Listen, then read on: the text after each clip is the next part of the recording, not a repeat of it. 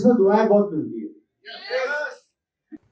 दुनिया में आप सब कुछ कमा लेंगे, लेकिन एक चीज ऐसी है जिसको कमाना आज के टाइम में बहुत टिपिकल, और वो है लोगों से निकली हुई दुआएं, जो दिल से निकलती है। और दुआएं इस दुनिया में कोई किसी को आसानी से देता नहीं है, और बददुआ मांगने की जरूरत है नहीं,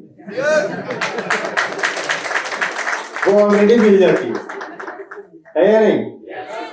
तो दुआ एक ऐसी चीज होती है जो आसानी से मिलती नहीं है, लेकिन इस बिजनेस की सबसे बड़ी क्वालिटी है कि यहाँ पे ना चाहते हुए भी दिल से लोगों की दुआ निकल जाती है। और जब दुआ निकलती है तो भगवान को भी सोचने में मजबूर होना पड़ता है कि भैया अभी चांस लेना नहीं है। तो ये कहीं ना कहीं इस बिजनेस की क्वालिटी है, और ये बिजनेस मुझे इसलिए भी बहुत पसंद है कि इस बिजनेस में पैसों के अलावा बहुत सी चीजें हमें दी है, हमें सिखाई है। चैलेंजेस मेरे साथ कुछ इस तरीके से हो गए थे कि मैं ट्रैवलिंग में था, मेरा 7-8 दिन का बहुत लंबा टूर था, और काफी लंबा टूर करके मैं वापस से जा रहा था। वजन मेरा उस समय काफी अच्छा हेल्थी था, लेकिन प्रॉब्लम ये था कि मैं डाइटिंग पर था, मैं न्यूट्रिशन के साथ अपने आप को लीन कर रहा था। उसी समय कुछ ट्रैवलिंग में ऐसा कुछ खाने में आ गया जो बहुत ज्यादा डेंजरस था, वो मेरी बॉडी में चला गया। अब मेरे बॉडी का वेट और मेरी खुद की डाइट, जो मैं डाइट ले रहा था, उस डाइट को दोनों को कंपेयर किया तो मेरा वेट लूज हो रहा था। तो वेट खत्म होते होते वेट इतना ज्यादा तेजी से गिरने लगा कि समझ में नहीं आया कि हुआ क्या ये। क्योंकि न्यूट्रिशन की डाइट से एक लेवल पे आप वेट को डाउन करते हैं, अगर उससे स्पीड से वेट गिर रहा है तो अल्टीमेटली आपको मजबूर होना पड़ता है। तो मैंने डॉक्टर के पास जाके चेकअप करवाया, अल्ट्रासाउंड हुआ, अल्ट्रासाउंड होके पता लगा कि मेरे लोअर एब्स में, लोअर एब्स मतलब ये पार्ट, लोअर एब्स के अंदर इन्फेक्शन हो चुका है बहुत खतरनाक तरीके से। और जो इन्फेक्शन इतना डेंजरस था कि 2 से 3 महीने, 4 महीने वो बॉडी में रहा विदाउट ट्रीटमेंट। और ये काफी हद तक उतना ही सत्य है कि न्यूट्रिशन, आरसीएमके और गामा, इन 2 प्रोडक्ट्स की वजह से मेरी बॉडी की वो पावर और स्ट्रेंथ इतनी खतरनाक थी, मेरी इम्यून पावर इतनी स्ट्रांग थी कि उस 4 महीने उसने उस बीमारी को रोके रखा।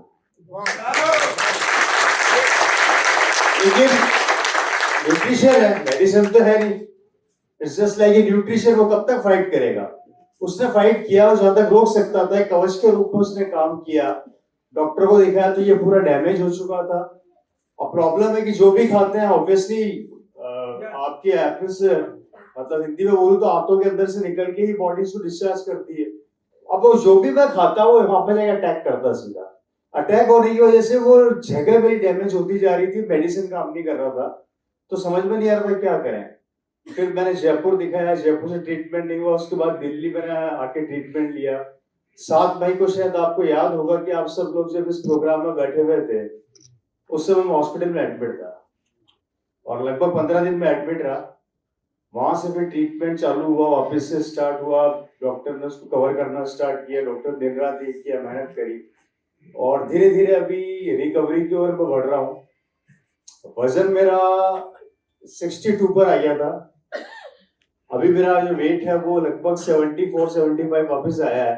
लेकिन चूंकि मेरी हाइट बहुत ज्यादा है, मतलब 6 फुट से ऊपर का हूं, तो इस कारण से वो 8-10 किलो नजर नहीं आता। तो वो क्या है कि अब आप लोगों की दुआओं की वजह से अभी मैं दिल्ली कल आया था, और मैं 3 दिन से मतलब मैंने रिपोर्ट करवाया था, तो मेरे जो बॉडी का पूरा रिपोर्ट है ऑलमोस्ट बेटर है।